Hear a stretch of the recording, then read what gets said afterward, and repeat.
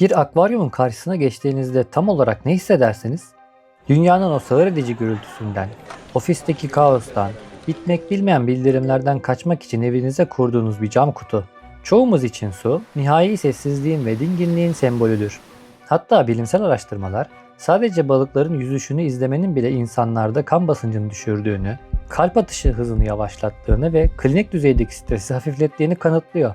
Bizler o camın arkasındaki canlıları sadece etrafta süzülen, acıkınca cama vuran ve en fazla 3 saniyelik hafızasıyla dünyadan bir haber yaşayan biyolojik süs eşyaları sanıyoruz.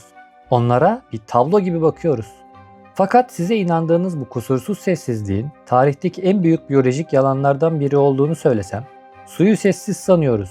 Oysa şu an tam bu saniye o pürüzsüz yüzeyin altında, o kristal berraklığındaki kutunun içinde sizin kulaklarınızın algılayamadığı korkunç bir iletişim fırtınası kopuyor. Orada çığlıklar atılıyor. Elektrik şebekeleri üzerinden şifreli askeri mesajlar gönderiliyor. Suyun fiziksel basıncı manipüle edilerek sosyal hiyerarşiler inşa ediliyor ve hatta diğer türlerle bir primatın zekasına eşdeğer düzeyde stratejik işbirlikleri yapılıyor.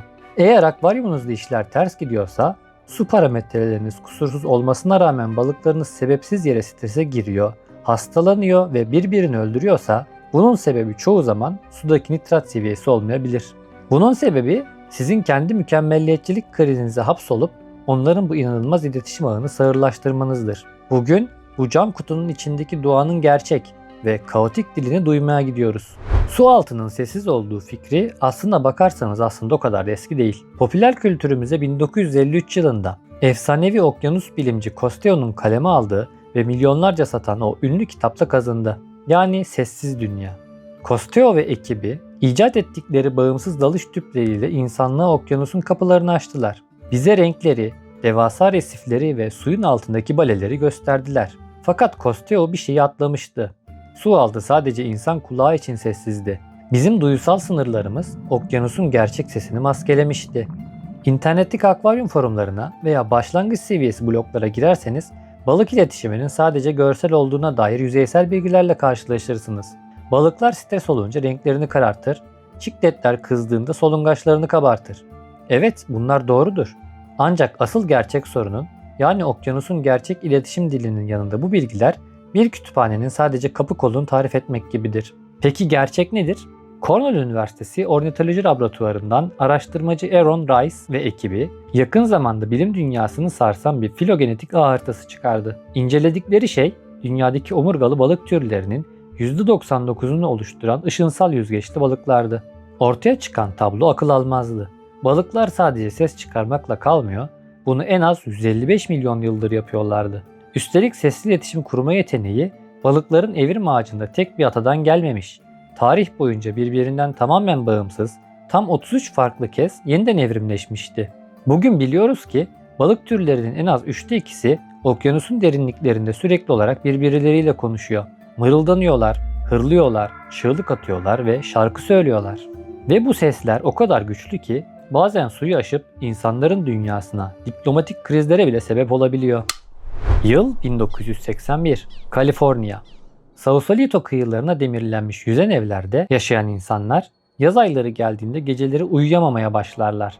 Suyun altından gelen adeta devasa bir elektrikli tıraş makinesi, arızalı bir uçak motoru veya yüzlerce oboanın aynı anda çalınmasını andıran inanılmaz bir uğultu, evlerin beton ve çelik direklerinde yankılanarak odalara dolmaya başlamıştır. Dönem Soğuk Savaş dönemidir. Halk paniğe kapılır. Bölge sakinleri bu korkunç sesin kaynağı olarak pek çok teori üretir. Gizli Sovyet denizaltıları, orduya ait akustik silah testleri, bozuk kanalizasyon pompaları ve hatta uzaylıların sualtı üsleri. Birkaç yıl boyunca bu sesin kaynağı bir sır olarak kalır. Hatta yerel halk durumu kabullenip Uğuldayan Kurbağa Balığı Festivali bile düzenler.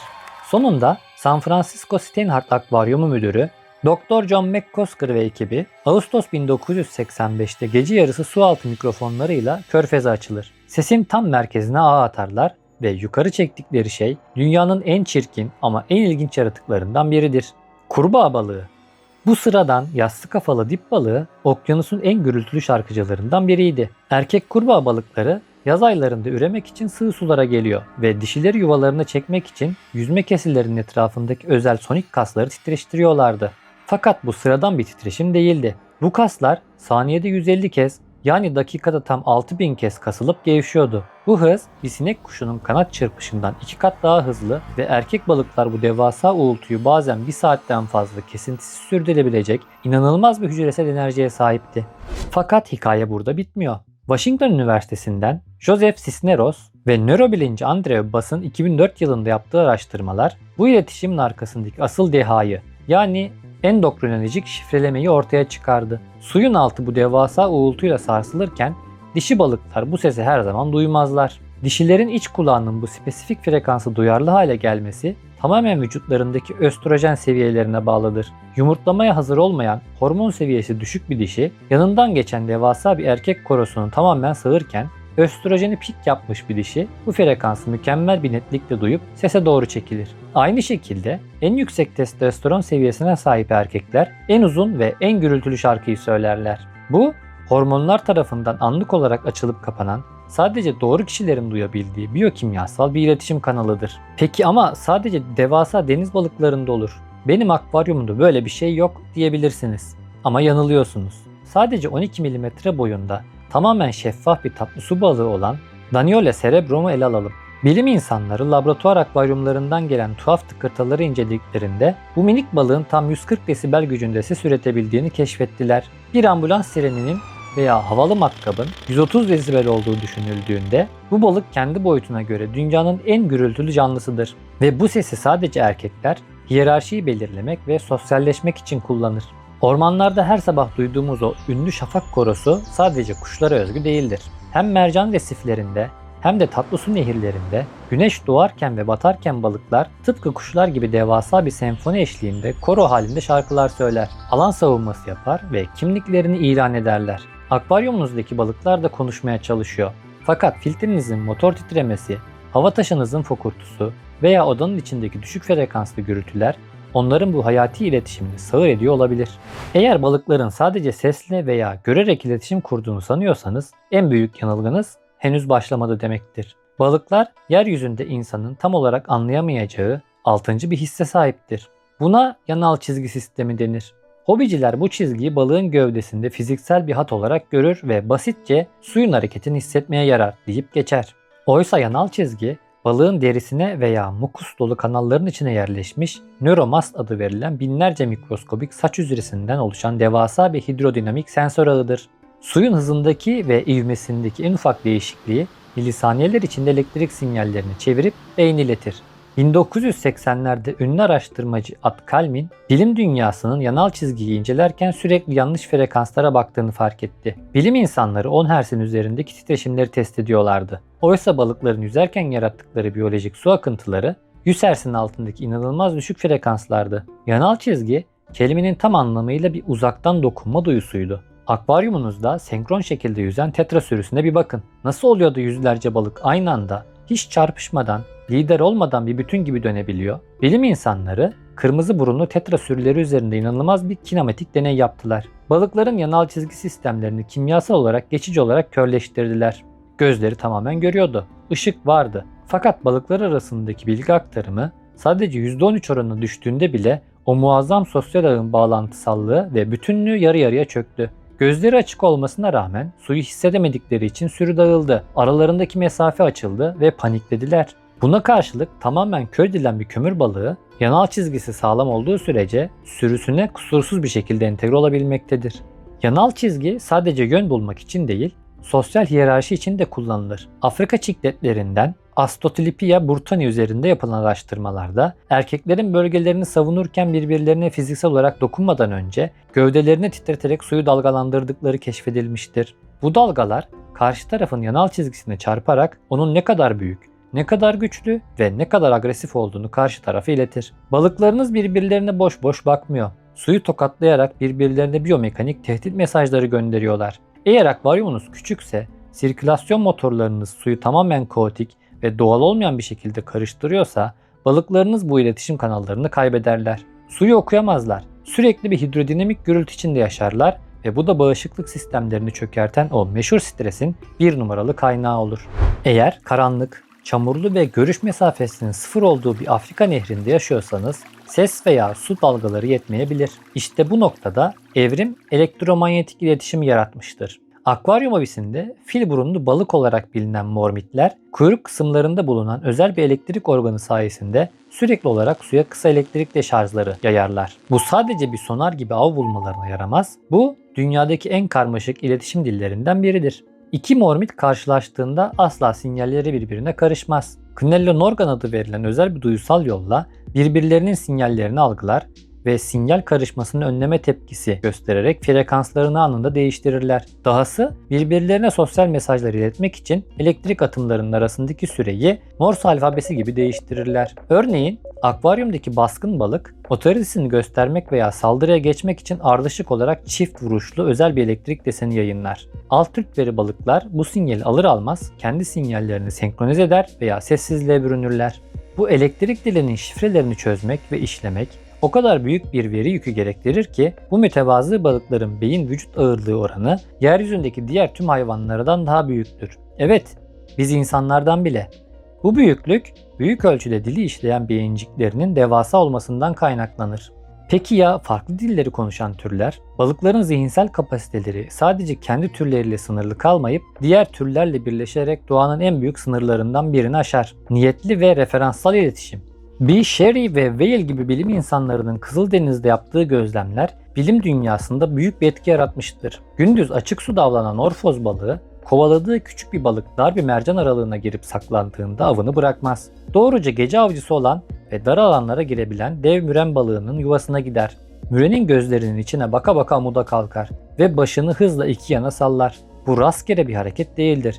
Tıpkı bir insanın parmağıyla bir yeri göstermesi gibi "Av burada, benimle gel" anlamında gelen niyetli bir işarettir. Müren yuvasından çıkar ve orfozla nefesin içinde adeta iki dost gibi yan yana yüzerek avın olduğu yere giderler. Orfoz 25 dakika boyunca bile avın üzerinde bekleyebilir ve müren yanlış yere yönelirse onu başıyla dürterek doğru yarığa sokar. Müren içeri girer. Av mürenden kaçıp açık suya çıkarsa orfoz yer. İçeride sıkışırsa müren yer. İkisi de bu ortaklıktan kazançlı çıkar. Bu seviyede bir iletişim ve işbirliği daha önce sadece insanlarda, büyük insansı maymunlarda ve kargalarda gözlemlenmişti. Ve kibirimizi yıkacak son darbe, öz farkındalık. Resiflerdeki büyük balıkların parazitlerini yiyerek yaşayan minik temizleyici çırçır balığı. Bilim insanları bu balığın boğazına sadece aynada görebileceği kahverengi sahte bir parazit lekesi enjekte ettiler. Balık aynanın karşısına geçti. Önce yansımasına saldırdı. Sonra yansımasının kendisi olduğunu anladı, karnını çevirdi, boğazındaki lekeyi gördü ve gidip boğazını kayalara sürterek o lekeyi çıkarmaya çalıştı. Hatta akvaryuma bir karides parçası bırakıp aynadaki yansımasının da aynı şekilde hareket edip etmediğini test ederek aynanın nasıl çalıştığını kendi zihniyle çözdü. Memelilere ve primatlara ait olduğunu sandığımız bilinç o küçük pullu bedenin içindeydi. İşte cam kutu paradoksu burada başlar. Felsefedeki ünlü Newcomb paradoksunda olduğu gibi sonucunu tam olarak kontrol edemeyeceğimiz, kapalı ve tahmin edilemez bir kutuyla karşı karşıya yazılır. İnsan olarak doğayı kontrol edebileceğimizi sanırız. Akvaryum kurarken kusursuzluğu hedefleriz. Suyumuz bulanmasın, bitkiler milimetrik büyüsün isteriz. Biyopsikososyal model bize hayvanlarla ve doğayla kurduğumuz bu bağın modern dünyanın anksiyetesini azalttığını söyler. Ancak kontrol tutkumuz o şifayı zehre dönüştürür. Hobiciler saatlerce tankı izleyip en ufak bir anormallik arayan, obsesif kompulsif bozukluk eğilimleri tetiklenen, doğanın o yavaş ve kirli sürecine katlanamayan bireylere dönüşürler. Siz o tankı bir heykel olarak görüyorsunuz.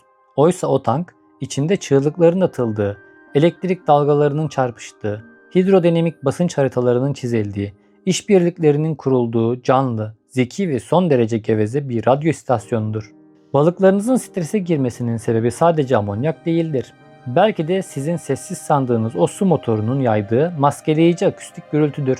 Belki o pürüzsüz dekorasyonunuz çikletlerinizin yanal çizgilerini kullanarak birbirlerinin güçlerini tartmasını engelliyor ve onları doğrudan ölümcül fiziksel kavgalara zorluyordur. Belki de sadece beslenmeye değil, zihinsel stimülasyona, kendi türleriyle kuracakları o görünmez hidrodinamik ağa ihtiyaçları vardır. Akvaryum hobisi, doğayı bir cam kutunun içine hapsetmek ve onu sessizliğe mahkum etmek değildir. Gerçek ustalık, mükemmelliyetçilikten vazgeçmektir. Doğanın o kaotik, gürültülü ve konuşkan yapısının evinizde var olabilmesi için cam kutunun içinde onlara bir alan açmaktır. Akvaryumunuza bir sonraki bakışınızda o sessizliğin sadece sizin kulaklarınıza ait bir kusur olduğunu hatırlayın.